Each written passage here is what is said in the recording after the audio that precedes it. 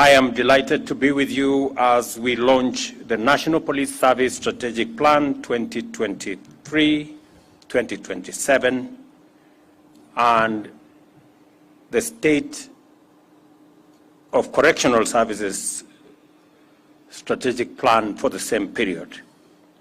This is because we have before us two blueprints which not only reaffirm our steadfast commitment to the safety and security of citizens and their property, but also establishes a robust framework for developing a modern, efficient, responsive police service and prison service. Anchored in these strategic plans is a bold and clear step forward, creating a secure environment for where each and every citizen can thrive.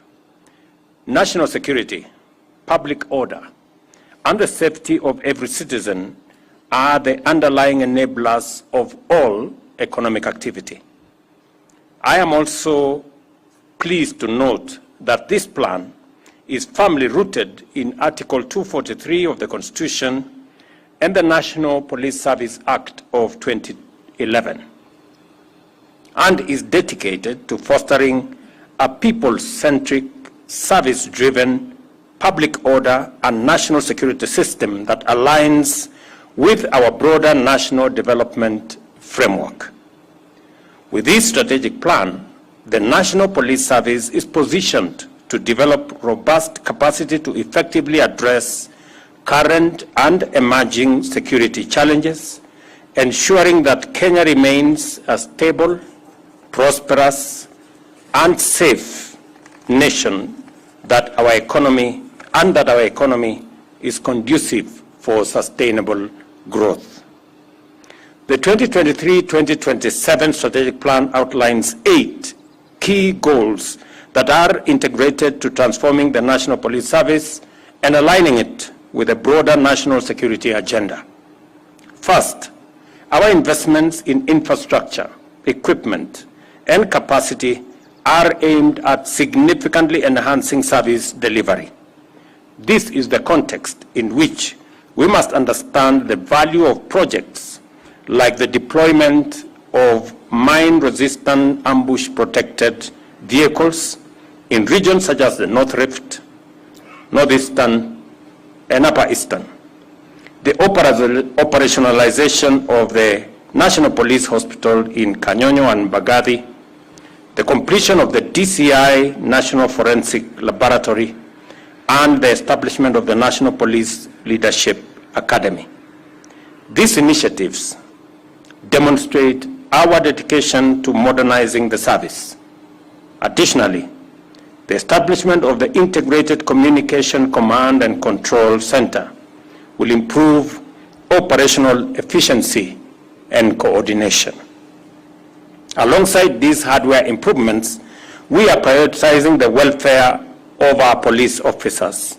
A significant component of our national policing reform framework is the implementation of the 271 actionable recommendations from the Maraka Task Force. And we all remember we were here a few months ago to make sure that we have a team that will see to it that every recommendation that was made in that task force is achieved in the time frame which was set out.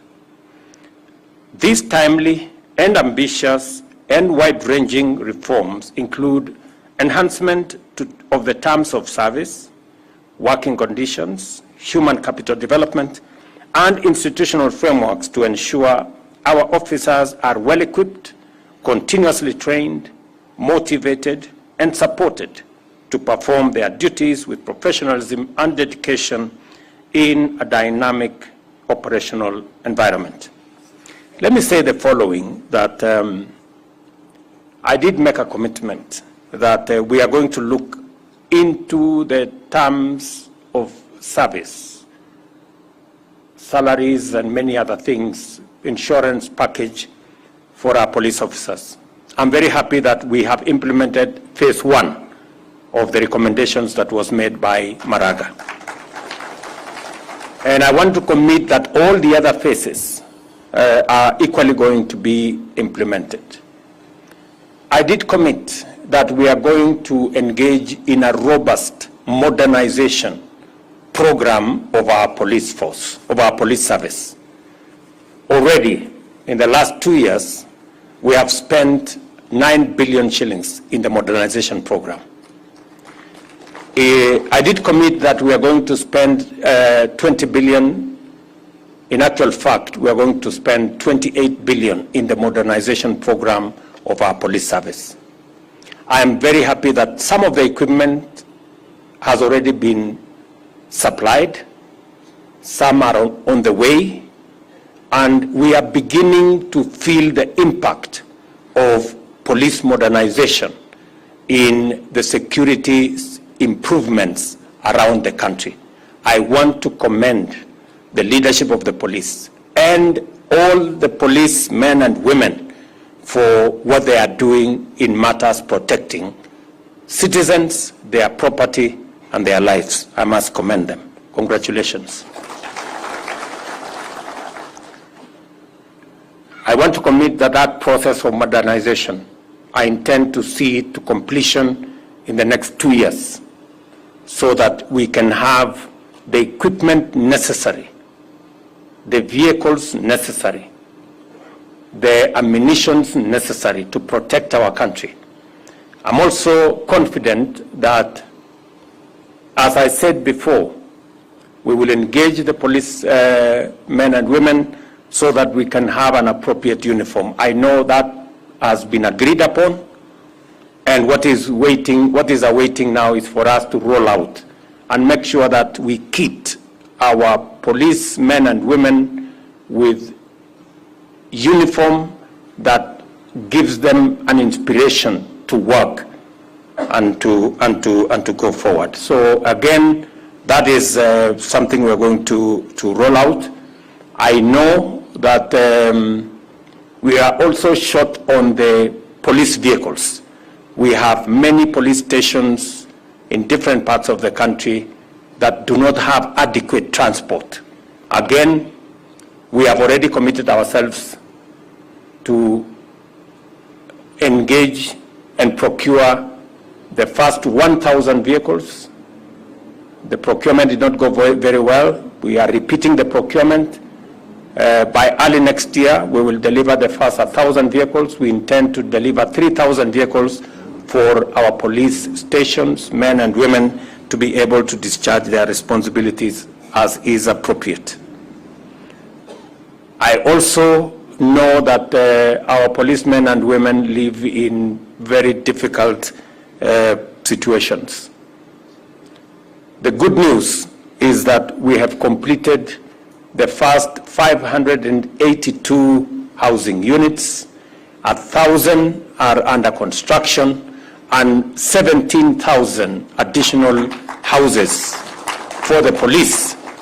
We are at the tail end of procurement.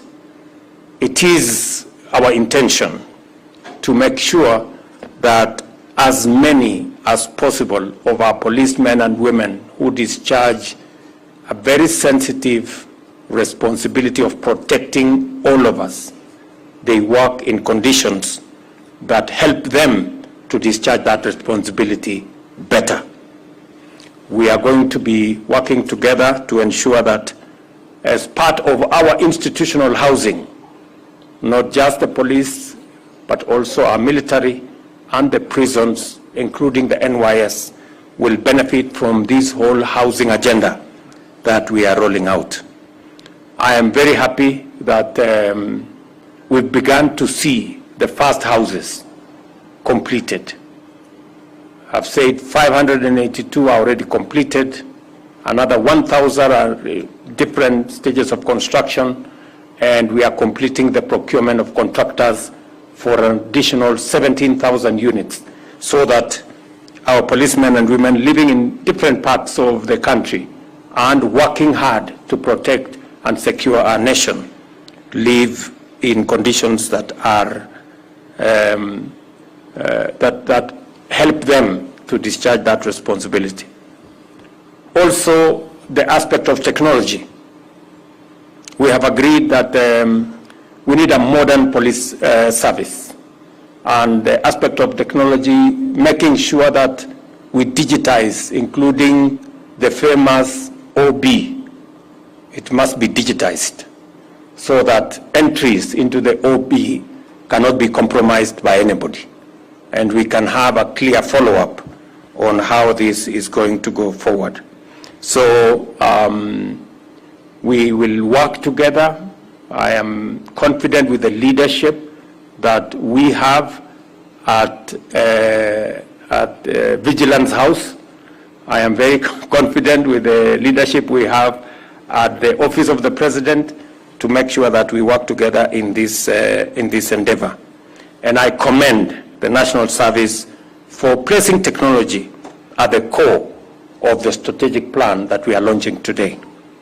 In today's rapidly evolving digital landscape, many offenses and security threats are enabled by digital technology, and the ability to detect, disrupt, deter, and investigate these threats depend on our capacity to operate effectively in a high technology environment.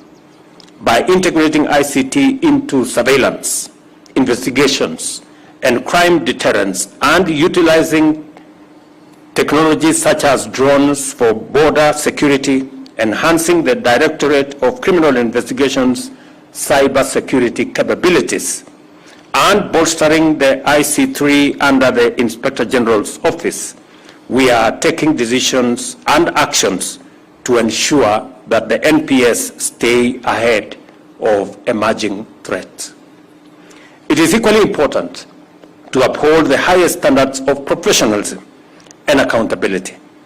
I am therefore pleased that this strategic plan identifies the strengthening of oversight mechanisms, such as the Internal Police Affairs Unit, and collaboration with agencies like the Independent Policing Oversight Authority, the Ethics and Anti-Corruption Commission, the Office of the Director of Public Prosecutions, and the Commission for Administrative Justice as viable mechanisms for combating corruption, upholding human rights, and maintaining public trust.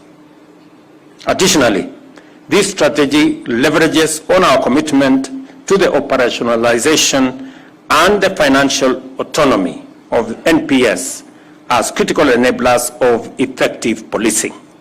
With the operational budget now directly managed by the Inspector General, the National Police Service has the financial independence necessary to utilize resources efficiently, enhance service delivery, and maintain operational flexibility to deal with emerging challenges in different parts of the country.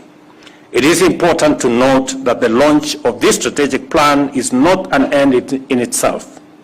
Instead, it marks the beginning of concerted efforts that must be undertaken consistently and with exceptional focus to achieve results.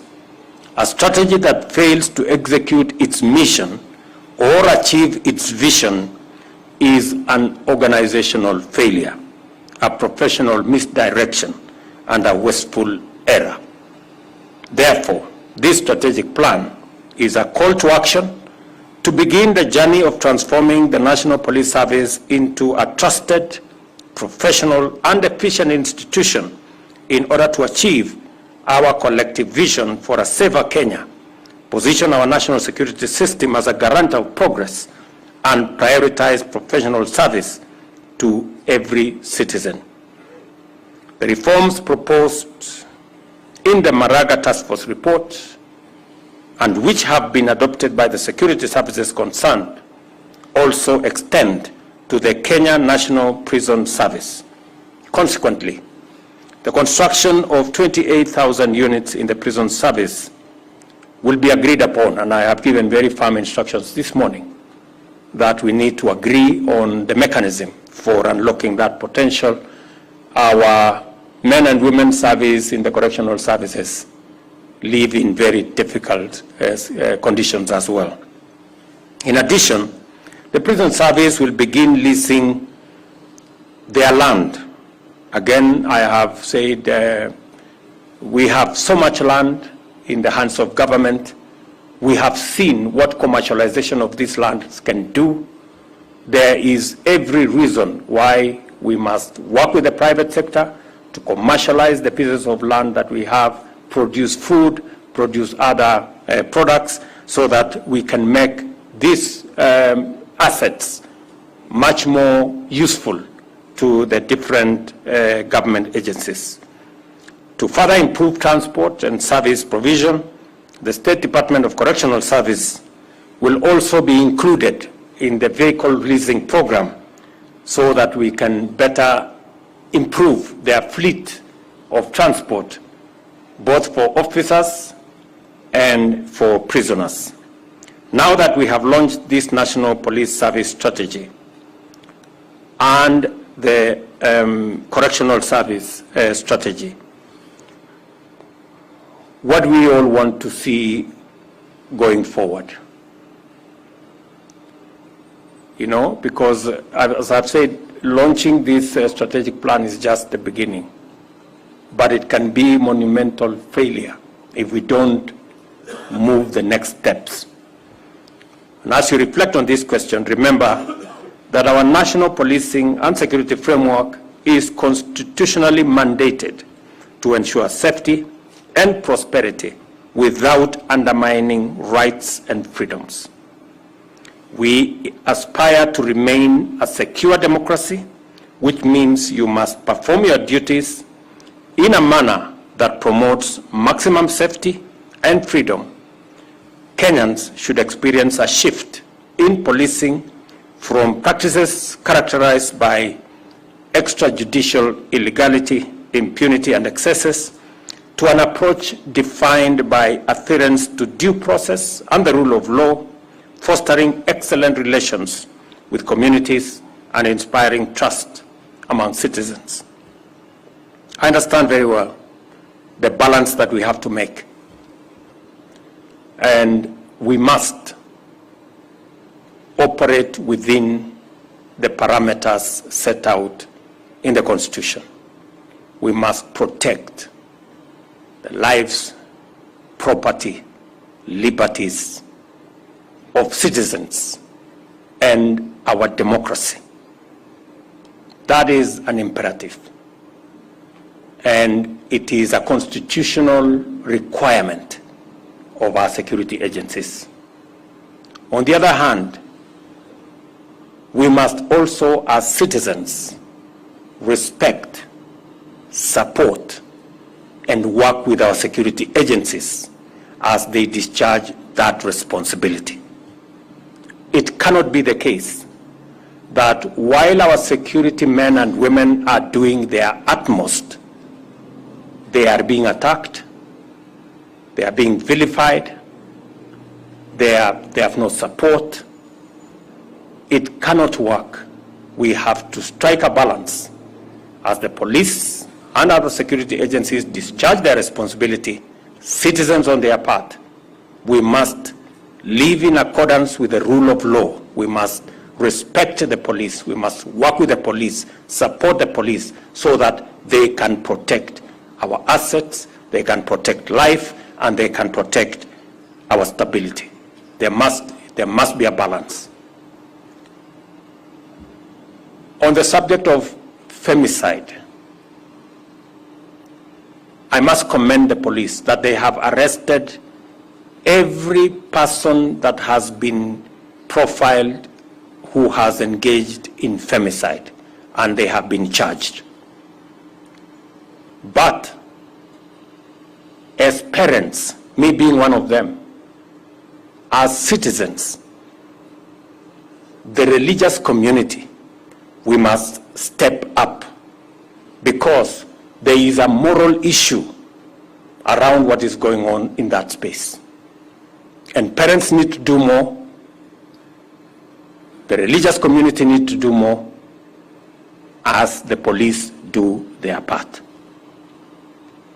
It is not a matter that we can say we leave it to the police. Yes, the police will arrest, the police will deal with many of those people who will have committed crimes.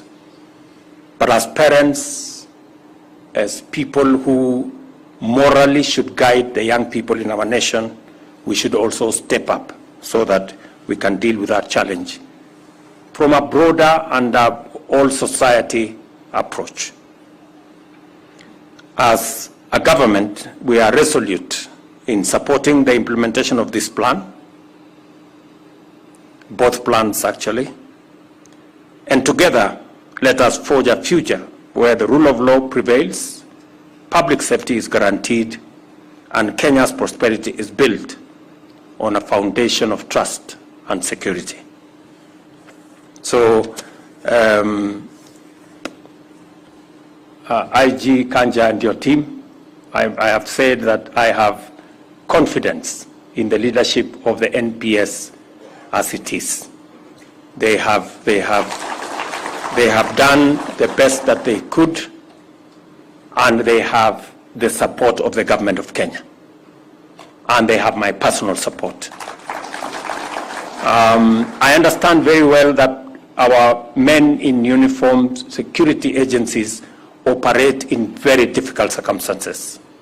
Sometimes we don't appreciate enough the kind of challenges they face and the kind of support that they need.